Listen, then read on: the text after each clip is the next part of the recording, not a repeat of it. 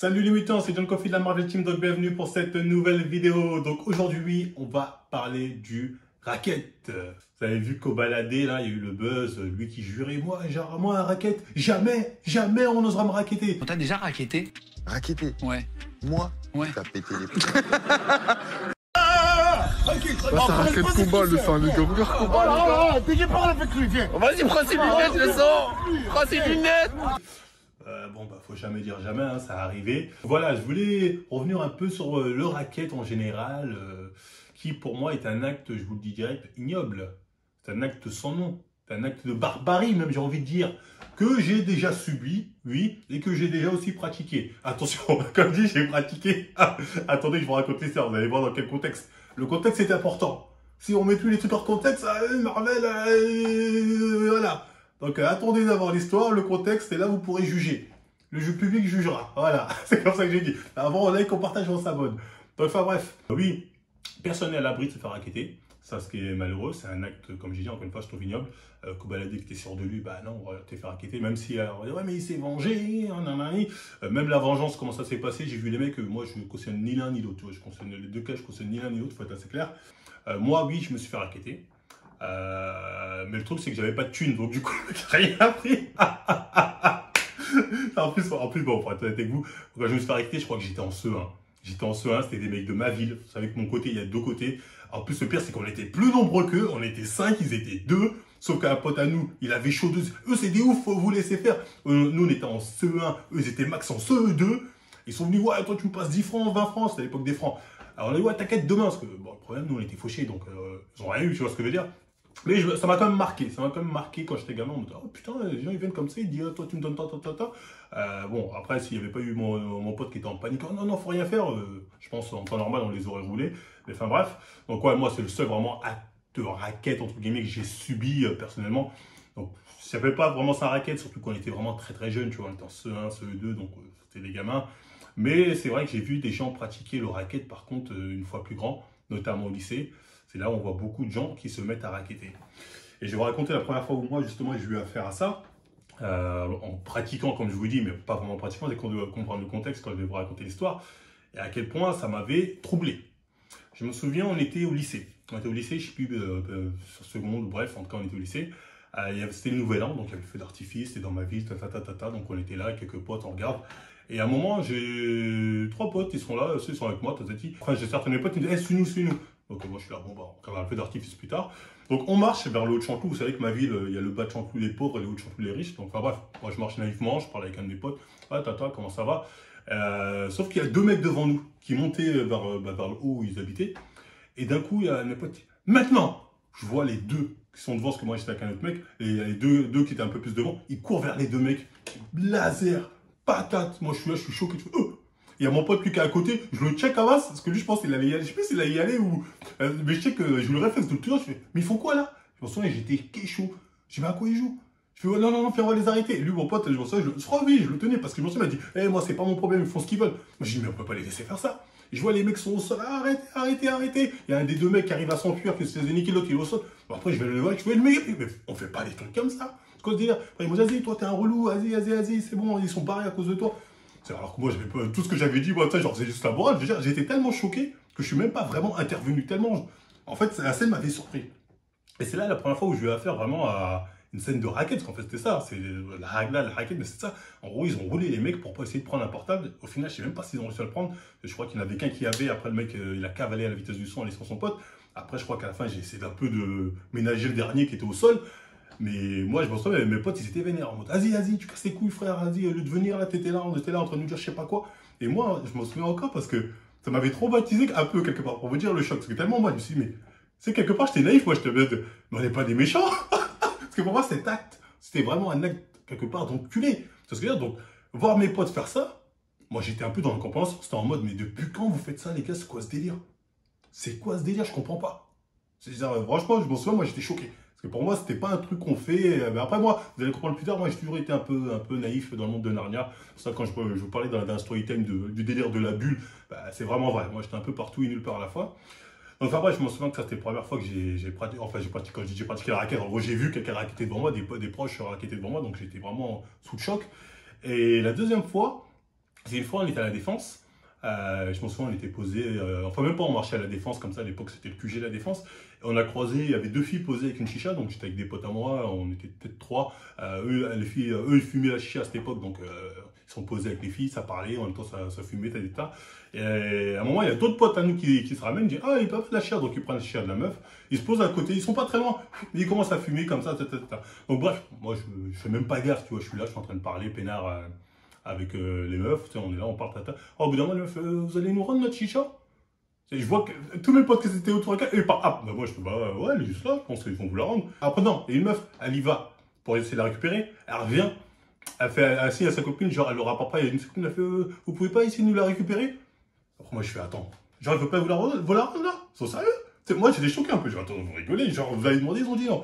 Après, il y avait mes autres potes, c'était assis, ils disaient, oh, vas-y, John, vas-y, récupère-la, c'est pas comme ça, essaie de la récupérer. Ils disaient, bah, t'as une sauce. Je fais, bah oui, c'est normal. Donc, moi, je vais voir mes potes, je fais, les gars, rendez la chicha. Ils me disent, ouais, j'étais sérieux, toi? Je fais, rendez-la. Et le pire, c'est pas, j'assiste. Ils sont là, ils font, ouais, j'étais sérieux, tu veux me frapper, là. Il faut pas que je frappe, mais je sais, j'insistais. Ils disaient, ouais, j'étais sérieux, bah, c'était mort, à la fois choqué. Ils disaient, ouais, regarde, il fait quoi? Donc moi j'étais là, bam bam. Après bon, j'ai réussi à la récupérer, je la donne aux meufs. Mais je m'en souviens, les meufs elles m'ont même pas remercié. Elles sont plus de la chicha, elles sont parties comme ça en mode énervé. Et mes potes ils m'ont fumé. En mode espèce de Superman, espèce de canard. Et même mes potes qui disaient vas-y, ils étaient morts eux aussi. Ils disaient ah, t'es vraiment un canard. Moi je disais ça pour rigoler, jamais de la vie, j'aurais fait le Warriors pour leur chicha, tu vois. Moi j'étais un peu choqué. En fait, c'est là que j'ai vu qu'en fait. Parce que ça, c'était plus ou moins un vol ou un racket. Moi, j'appelle ça un racket. Genre, tu prends ça de la personne, tu dis, je le garde. Pour moi, c'est un racket. Tu vois ce que je veux dire? Et là, j'ai vu que pour eux, en tout cas pour certains d'entre eux, c'était normal de faire des genres de trucs. Alors, pour moi, ça, c'est des trucs un peu, c'était mauvais. C'était des trucs malveillants. Et c'est là que je me suis rendu compte qu'en fait, moi, mon problème, c'est que j'ai toujours été un peu dans une bulle. Tu vois, je dis pas que j'étais parfait. Attention. Moi, j'ai fait des trucs, voilà, comme tout le monde. Voilà, moi, je me souviens d'une autre histoire. Et une fois, j'étais en Espagne. Et il y avait une meuf, on sortait de boîte. Et je sais pas pourquoi je sortais, j'étais le premier, j'étais tout seul à sortir, bref, je ne sais plus trop pourquoi. Et je vois une meuf à la sortie qui se fait agresser par un mec, le mec il prend son sac, la meuf elle fait non, c'est une anglaise. Le mec il lui tire son sac comme ça, elle tombe, elle fait non. Moi, réflexe, je sais pas ce que j'ai fait, je course le mec. Le mec il voit que je suis derrière lui, je fais des doigts dans l'oreille, il jette le sac, bim, il se casse. Donc moi je m'arrête, je prends le sac, je vois dans le sac il y a quoi? Il y a le truc qui tombe du sac, un portable. Nokia, je sais plus quoi, à l'époque c'est la classe. Pendant un instant, mon esprit, joli portable. À 2 doigts de limite de le ranger. Et voilà, la meuf, elle arrive derrière, elle fait thank you, baby, thank you. Pendant, je fais ouais, yes, your portable, your sac. Ok, merci, elle fait vraiment, merci. Voilà, Marvel. Donc, tu as fait tout ça pour voler le butin, pas pour sauver la meuf.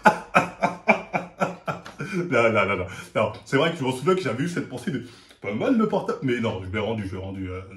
Mais voilà, moi on va dire que j'ai jamais été quelqu'un de mauvais, je fais pas des trucs mauvais comme ça. D'ailleurs, pour ceux qui disent ah Marvel, tu voulais juste le butin, c'est pas la première fois que j'ai une meuf qui est en détresse, qui se fait agresser à la sortie de boîte de nuit. Alors, ça c'est un truc que j'ai déjà fait plusieurs fois, pendant que d'autres ils se cachent. J'appelle les keufs, moi j'y vais direct, je prends des risques. Mais enfin bref. Donc voilà, moi si j'avais un défaut, moi c'est un peu shipper, arrête de shipper. Tu vois ce que je veux dire? Mais shipper, arrête de shipper, tu vois, c'est plus discret. Tu sais, quelque part tu voles les multinationales, tu vois, tu dis hey, voilà. Tu vois, tu voles les milliardaires. Bon, des fois, un peu les mecs qui ont des trucs qui te plaisent quand t'es plus jeune. Mais enfin, bref. En tout cas, moi, là, j'ai jamais été vraiment dans ces actes vraiment où tu sens qu'il y a de la hagra, il y a de l'agression. Parce qu'en fait, un racket, c'est une agression, mais vraiment à la limite du physique. Hein, parce que le mec, au final, il dit non, t'es obligé d'en venir au point. Et ça, c'est un truc, moi, j'ai jamais pu tolérer. Après, moi, comme j'ai dit, j'ai jamais vraiment été dans le délire, vraiment, même quand j'étais plus jeune, voyou, parce que moi j'ai plein de potes à moi quand j'étais plus jeune, ils étaient vraiment dans le délire, voyou, déter, mec de cité déter. Aujourd'hui, ils sont plus comme ça, ils sont totalement changés. Mais à l'époque, c'était vraiment dans cette mentalité-là, vous voyez ce que je veux dire? Alors que moi, j'ai jamais vraiment été ça. Tu sais, je faisais un peu le mec, genre, ce mec de test, ce mec méga de test, tu vois, mais j'ai jamais été dans les trucs vraiment que je trouvais mauvais. Peut-être parce que moi, j'ai toujours été un peu geek. Un peu dans ce qui est manga, animé. Donc, j'avais toujours tendance à m'identifier un peu comme le héros. Je m'identifiais pas comme le mal, tu vois, donc je faisais pas des trucs malfaisants. Ça me rappelle l'époque où j'allais à la Japan Expo, parce que moi, en fait, j'avais mes potes de cité et mes potes geeks. Donc, des fois, j'allais avec mes potes geeks comme ça à la Japan Expo. Un jour, j'ai croisé tous mes potes de test. Oh, j'avais les sacs, j'ai donné ça à mon pote geek. Il m'a dit, ouais, c'était où? T'étais à la Japan Expo, t'es sérieux, bâtard? Parce qu'à l'époque, c'était la honte, en cité de regarder des mangas, tout ça. Oh putain, fallait te cacher, sinon tu te faisais fumer. Et je me souviens, la journée, ils m'ont quémé en flagrant délit. C'était mort, oh, t'es sérieux, bâtard? Il va en truc de japonais. Moi, j'étais là, limite, à 2 doigts de renier mon pote geek. Non, mais on s'est croisés au hasard. Bref, à l'époque, c'était chaud de ouf. Je me souviens une fois aussi. J'ai dit à un pote à moi, ouais, t'as joué, on le collège, t'as joué au dernier Pokémon qui est sorti? Mais quoi? Tu joues encore à Pokémon? T'es sérieux, bâtard? J'ai dit, non, non, j'ai juste entendu parler de ça. Ah, je n'assumais rien. Parce que quand t'assumais ce genre de trucs, t'étais un paria. Mais enfin, bref. Tout ça pour dire que voilà, moi, j'ai jamais vraiment été dans le délire vraiment voyoucratie, en mode on fait des trucs sales, ça m'a jamais attiré. Ça m'a jamais attiré. Parce que je sais pas, c'est peut-être parce que justement, moi, je pense que c'est mon côté geek un peu qui m'a un peu sorti, enfin évité de rentrer dans des trucs que moralement, voilà, franchement, c'était pas possible, je pouvais pas tolérer. Pour moi, il n'y avait aucune excuse à faire ça. Donc, enfin bref, voilà. Après, je dis pas que je suis un ange, encore une fois. Hein. La prochaine fois, je vous parlerai de l'époque où j'étais le padre del mercato, del sinalo, des silla de cartel de Medellin.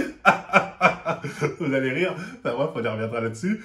Mais voilà, pour vous dire que le racket, pour finir, là, je pars en couille. Voilà, le racket, c'est un truc qui malheureusement se fait souvent. Moi, j'ai souvent vu des gens faire ça. J'ai jamais compris pourquoi. Comme j'ai jamais été vraiment dedans, j'ai jamais compris pourquoi. Je me doute qu'il y a un besoin, genre il y a un besoin matériel.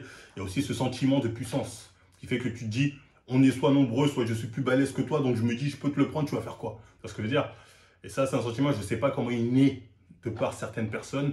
Et voilà, je trouve que c'est un truc, franchement, les gars, je sais pas s'il y a des petits jeunes qui le regardaient, tombez jamais dedans parce que c'est vraiment malfaisant. Moi, je trouve, franchement, depuis quand même, je trouvais ça malfaisant. Regarde un mec comme ça, donne-moi ça, là, c'est ça. Les gars, faites pas des trucs comme ça. Hein. Faut éviter, hein, les trucs comme, surtout quand tu filmes maintenant, des trucs comme ça, comme à la Kobalade, c'est n'importe quoi, ça part en couille. Il n'y a pas à être fier de ça, les gens, ils filment ça fièrement, une haga. On est où là? Et même moi, quand je fais des dingueries, jamais je filme ça. Quand je sais qu'il y a un mec qui m'a embrouillé, par exemple, je dis lui, je vais le rouler 3 mois, je vais dire, je vais filmer. Mais t'es con, quoi. Il n'y a pas de quoi être fier. Les gens, maintenant, limite, ils filment des raquettes, ils sont fiers de ça. On filme pas des trucs comme ça, les gars. Déjà, on fait pas des trucs comme ça, et en plus, tu les filmes, genre, t'es fier. Mais ça va pas, il y en a, ils ont pété les plombs. Faut arrêter les conneries. Bon, après, bref. Voilà, c'était tout pour cette story time sur le racket. Pour vous dire, en conclusion, les gars, évitez de tomber dans ce piège-là. Parce que je pense que c'est une spirale quand t'es jeune, même si tu peux en sortir. Mais il faut se rendre compte du mal qu'on fait aux personnes qui subissent ça. Parce que je pense vraiment que ça peut être un traumatisme pour certaines personnes de se faire raqueter. Parce que c'est un truc vraiment, en gros, on te domine, on te prend pour une merde. C'est une hagla totale. Donc, surtout dans les banlieues, dans les cités, on dit souvent la hagla, ça paye pas, c'est pas bien. Raqueter un mec, c'est lui faire la hagla. Clairement, c'est une hagla de ouf. Surtout quand vous êtes plusieurs. Même si tu dis, ouais, mais on s'en fiche, c'est un riche, non, lui, c'est un. Tu hagles quand même un mec. Donc, évitez ça parce que pour moi, c'est un truc de ouf de faire ça. Et après, même si vous avez des proches ou des potes, je sais pas, des mecs qui font des trucs comme ça, je sais pas, les gars, empêchez-les de faire des trucs comme ça. Dites-leur, ça paie pas. Certes, le mec, il a peut-être une belle montre. Tu te dis, ouais, putain, j'ai envie de l'avoir. Gars, non, régale-le pas comme ça. Fais pas des trucs comme ça. Je préfère à la rigueur, tu essaies de lui choper, pas vu, pas pris. Quelque part, c'est plus digne que vraiment venir agresser comme ça une personne. Non, pour moi, c'est un truc terrible. Donc voilà, enfin bref. C'était tout pour cette petite story time sur le racket. J'espère qu'elle vous aura plu. Donc, si c'est le cas, on like, on partage, on s'abonne. Hein. N'hésitez pas à nous suivre sur Instagram, sur Twitter. Tous les liens sont en description. À nous suivre aussi sur la chaîne Kikouboum. On fait des lives pratiquement tout le temps sur tout ce qui est un peu pop culture. Donc, les liens sont en description aussi. Et après, moi, encore une fois, je vous dis à la prochaine 8 ans.